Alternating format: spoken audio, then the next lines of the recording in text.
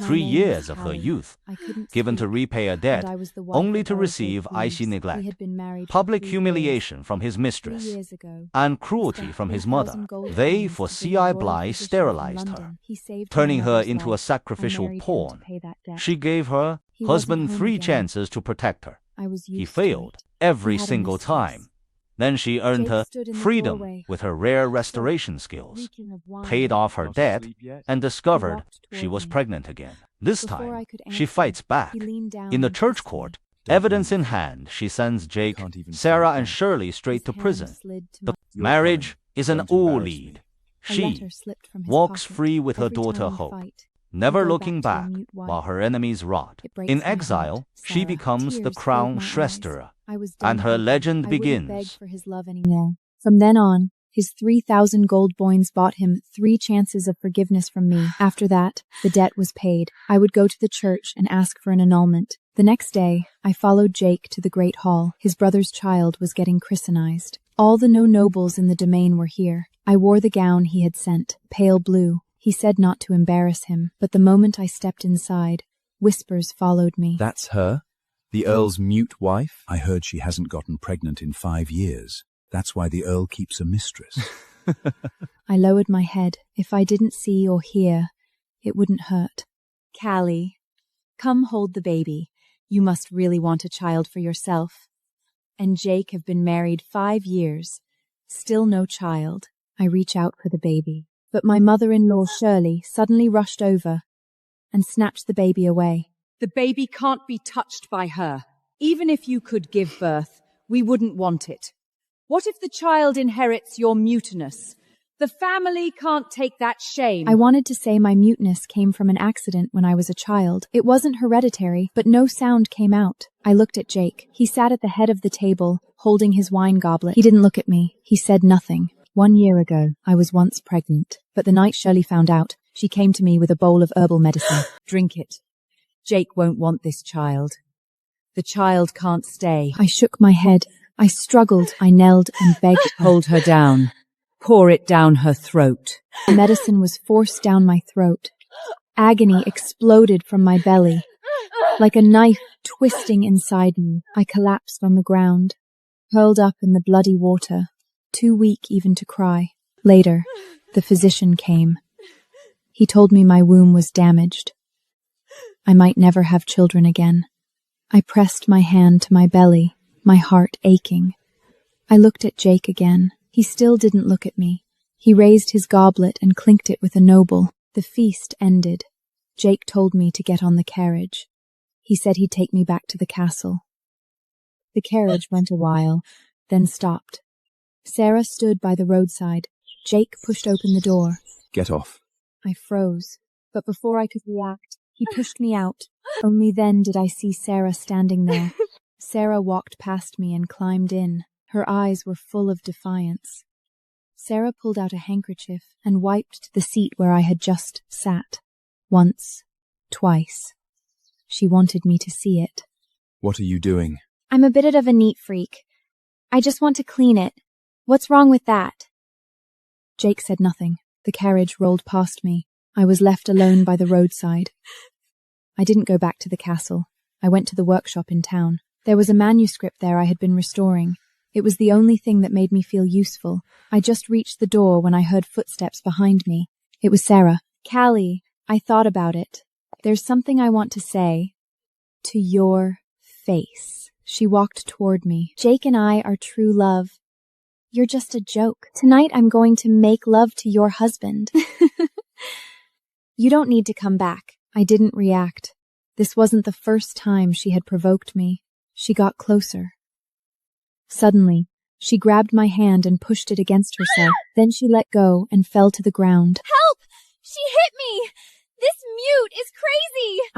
I did nothing. It was her, but no sound came out. Jake walked around the corner. I saw him see Sarah sobbing on the ground. Jake, I just wanted to say hello, and she attacked me. I'm so scared.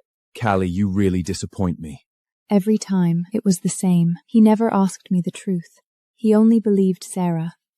Sarah looked back at me from his arms and smiled, smug, contemptuous, cold. He carried her away. It started to rain. I stood in the rain. I didn't take cover. Rain hit my face, mixing with tears. I turned and walked into the rain. Jake, you had 2 chances left. I walked back to the castle. The rain got heavier. I was soaked. I pushed the gate. It didn't move. Locked. I knocked a few times. No answer. I stood in the rain, waiting. The butler saw me through the crack in the door.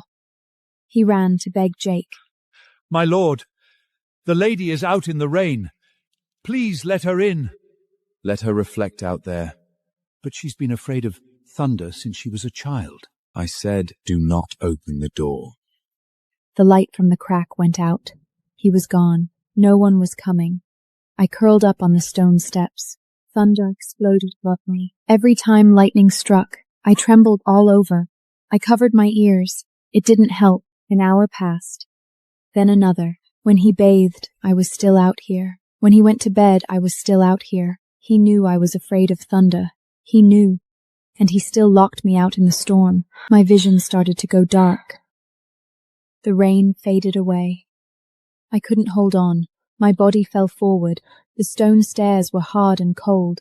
Then nothing. All because of Sarah's lies. All because I was mute and couldn't defend myself. This was what I got. I didn't know how long, but the butler finally saw me passed out. He rushed to my side and cried out, My lady, someone help! She isn't breathing! I opened my eyes. Wooden beams above me. Not the castle. My whole body was burning. My mouth tasted of herbs. A bleeding wound on my arm. The fever wouldn't break. She could have died. I looked at the bedside. Empty. At dawn, Lindsay came. Her eyes were swollen from crying. She was the only friend I ever made at the workshop. You're finally awake. Last night the butler came once. Left some money. Your husband himself didn't come. I nodded, not surprised. Lindsay helped me sit up. The sunlight outside was blinding. I turned my head. I saw a black carriage pass by the monastery gate. It was Jake's carriage. The carriage was heading towards Sarah's estate. You're this sick, and he still goes to that woman? I didn't speak. I watched the carriage go farther and farther until it disappeared. Carolee, what are you even staying for? I picked up the wax tablet by the bed. I carved a line. He still has 1 chance of my forgiveness. Just then, the healer came in and told me. My lady, I forgot to tell you, you're with child, 1 month along. You must rest and take care. I froze. The healer said I must stay in bed for 3 days, but I returned to the castle the next day. I couldn't let Jake find out I was pregnant. I couldn't let him get suspicious. I couldn't let him send someone to investigate. Lindsay took me in her carriage. Before I got off, she grabbed my hand. Are you sure you want to go back? He abused you once. He'll do it again. I nodded. Yes, he had 1 chance left. After that, I would leave. I pushed open the door. Jake was actually home. He sat by the fireplace, holding a wine goblet. Who brought you back? I signed Lindsay. Just her? Or did her brother come too? I shook my head. Only Lindsay. He stood up. He walked toward me. You're my wife. I don't like others touching my things. He leaned down and kissed me. For the first time, I turned my head away. You don't want me to touch you? I nodded. You're my wife. You don't get to choose. This is the first time you've refused me. I hope there won't be a next time. He turned and left. His boots struck the stone floor, each step like a stamp on my heart. I pressed my hand to my belly. He didn't know I was pregnant. He must not know. Last time I was pregnant, Shirley forced me to drink the abortifif. That child was gone. The physician said my womb was damaged. I might never bear children again. This was a gift from heaven. This time, I could not lose this child again. Lindsay ran into Sarah at the tavern. Sarah said some nasty things. Lindsay couldn't hold back. She slapped her. By the time I got there, Sarah was sitting in a chair with her legs crossed. Lindsay was pinned down by 2 servants. You came? Kneel and apologize. Kneel on broken glass, and I'll let her go. Broken bottles were already scattered on the floor. They glinted in the candlelight. Carolee, don't kneel! Who does she think she is? Shut her up. The servants covered Lindsay's mouth. Lindsay couldn't make a sound, just like me. I saw Jake sitting in the corner, holding his wine goblet. He was watching. He didn't stop her. He didn't say a word. Are you kneeling or not? If not, I'll carve up her face. I walked to the broken glass. I knelt down slowly. Shards pierced my knees. Blood seeped out, staining my gown. It hurt, but I didn't frown.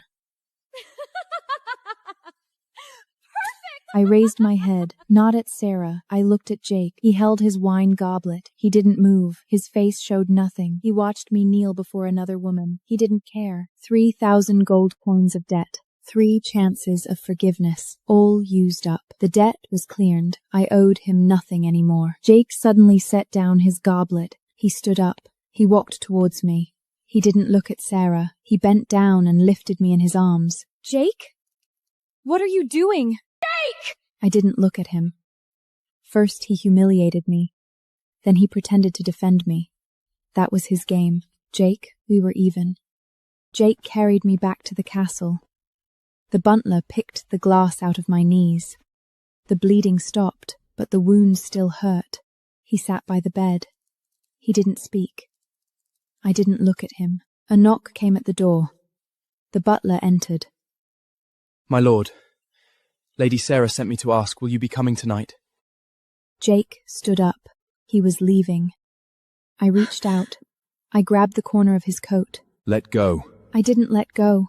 With my other hand, I pulled a rolled parchment from under my pillow. It was the annulment petition. I tried to press it into his hand. What the hell are you doing? He shoved my hand away. I fell to the floor. My knees hit the stone. The wounds that had just stopped bleeding opened again. Blood seeped through my gown. The parchment fell. It rolled under the bed. I sat on the floor. I looked up at him. Tears fell. But I was smiling. Why are you smiling? Have you lost your mind? I wasn't crazy. I finally understood. I crawled under the bed, picked up the parchment, and handed it to him. 3,000 gold coins, 3 chances. I had repaid them all. I wanted to leave. Right now. Jake took it. At the top of the parchment was a line, Petition for Marriage Annulment. He saw the title. He froze. I looked at him. His eyes went from disbelief to rage. You want an annulment? How dare you! Jake slammed the parchment into my face. The corner cut my cheek. I didn't flinch. You want an annulment? Fine. Return the 20,000 gold coins I gave your family. Otherwise, don't even think about petitioning. I had never spent a single coin of his, but he still demanded it. I picked up the wax tablet by the bed. I carved a line. You'd rather pay me back than stay? I didn't nod. I didn't shake my head. I just looked at him. No money, no deal! He tore it apart. The pieces fell to the floor, like snowflakes, like every promise he ever made me, just as shattered. I stood up. My knees were still bleeding, but I didn't look down. I turned. I walked out of the chamber, out of the castle. The night wind was cold. I wore my blood-stained gown. Step by step, I walked toward the town. 20,000 gold coins. I didn't have it, but I had my skill. Hayden's workshop was east of the town. I was going there. 20,000 gold coins. I would earn it, and then I would be free. I pushed the door open. The air smelled of glue and old parchment. Hayden had his back to me. He was restoring a silver piece. He couldn't hear me, because he was deaf and mute. Who are you? The workshop doesn't take visitors. I picked up the wax tablet and carved. I'm looking for Mr. Hayden. Hayden turned around. He looked at me. His eyes narrowed. He gestured in sign language. It's you. That little girl from years ago. The old Earl brought you. You are good at restoring artifacts. I nodded. You must be joking. Give her a pile of broken porcelain. Gregory reluctantly brought a basket of broken porcelain from the shelf. He dumped it on the workbench. These are the fragments from last month. No one could piece them together. If you can match 3 pieces, I'll be impressed. I didn't speak. I picked up the tweezers. 1 piece, 2 pieces, 3 pieces. Wait, how is she? I didn't stop.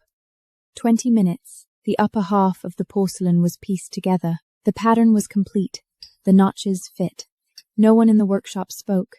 Even Gregory shut up. Applause came from the door. I looked up.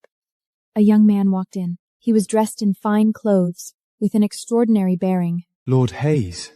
Brent Hayes, the Duke's grandson, one of the most powerful young men in the domain. My name is Brent. I saw everything just now. Your skill is truly exceptional. I have a family heirloom, a sacred relic I'd like you to restore. As for payment, you won't be disappointed. I was one step closer to my 20,000. The next day, Brent sent the relic, a damaged silver chalice. The base was broken. The body had cracks. This has been in my family for generations. Restore it, and I'll pay you 500 gold coins. I nodded. I picked up my tools and started working. I went to the workshop during the day. I brought my tools home at night. I worked on the chalice when Jake wasn't there. Several days passed. He didn't come back. I guessed he was with Sarah. Good. If he didn't come back, no one bothered me. On the 5th night, I was repairing the base. Jake suddenly came back. He saw the silver chalice on the table. He saw the tools. What are you doing? Restoring relics? Earning money? You want to leave me that badly? He snatched the toolbox, opened the window, threw it out. It was raining. I ran outside. I knelt on the ground. I picked up the scattered tools. Tweezers, a carving knife, glue. The old wounds on my knees opened again. Blood mixed with rain, flowing onto the ground. I stood up. I looked straight at him. I picked up the wax tablet. Rain hit it. I used my body to shield it, carving letter right to a letter. I want to work. I want to earn money. I want to petition for an annulment. I want to leave you. Jake froze. For a long moment. He said nothing. Rain ran down his face. For the first time, I saw hesitation in his eyes. Not anger, not mockery. Hesitation, but he said nothing. He turned and slammed the door. The sound of the carriage faded away. I stood in the rain, the toolbox in my arms, my knees bleeding, but I was smiling. I knew how it worked. Without Jake's consent, the marriage couldn't be annulled. I needed him to say yes. But today, I took the first step. I spent 3 days and nights. The chalice base was back on. The cracks were filled. The patterns lined up. Hayden walked over. He picked up the chalice. He held it up to the light for a long time, then signed to me. Perfect. 30 years I've been doing this. I've never seen craftsmanship like this. Hayden gave me a thumbs up. Everyone in the workshop was looking at me. Footsteps at the door. Brent walked in. He picked up the chalice and examined it carefully. Even better than I imagined. This is your payment. He put a pouch on the table. Heavy, 500 gold coins. I held the pouch. My hands were shaking. This wasn't Jake's charity. I earned it myself. 500 gold coins. Still far from 20,000 at least. There was hope. It was Shirley's birthday feast. I had to attend. Jake sent for me 3 times. I wore a dark blue gown. Not flashy, not shabby, just right. The moment I stepped into the hall, Shirley saw me. Her eyes were like knives. Oh, isn't this our mute daughter-in-law? 5 years, can't even produce a child, and still has the nerve to show her face in public. Guests whispered. Some laughed. Some shook their heads. I didn't lower my head. If I were you, I'd hide at home. Shameful. I pulled a rolled parchment from my chest. I unfolded it. I held it up. On it was the abort feudate recipe from back then, with Shirley's signature on it. What is that? Looks like an abortifactory's prescription with Shirley's name on it. How do you have that? The whole hall went quiet. Everyone was looking at that parchment. I didn't look at Shirley. I walked toward Jake, step by step. I handed him the prescription. He took it. He read it for a long time. His hand was shaking. The first time I had seen his hand shake. He looked up. He looked at Shirley. Apologize to Callie. What did you say? I am your mother! I said, apologize to Callie. You dare treat me like this? For a mute? Then move out of the castle. Go back to your estate. Today. Shirley's face went from red to pale. She looked into Jake's eyes. He didn't back down. She said, I'm sorry. Her voice was tiny. I didn't nod. I didn't shake my head. I didn't look at her. I turned. I walked out of the great hall. Behind me, Shirley's sobbing, Jake's silence, guests whispering. I didn't look back. Not once. He watched my back. For the first time, there was unease in his eyes. Too late, Jake. 3 chances were already gone. After the birthday feast, Jake tried to talk to me a few times. I avoided him. I stayed at the workshop all day, from morning till night. Only tweezers and broken porcelain kept me company. That day, I came back from the workshop. The moment I stepped into the hall, I heard Sarah's laughter. She was sitting by the fireplace. Jake was standing next to her. They were talking. Callie is back?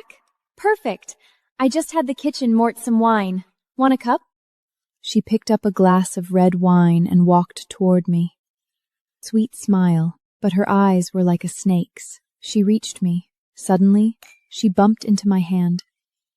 Red wine spilled all over her. White gown, red stains, from her chest down to her waist. Callie, why are you doing this to me? My mouth opened. I wanted to say, I didn't. She bumped into me, but no sound came out. Jake walked over. He glanced at me, then he took off his coat and put it over Sarah's shoulders.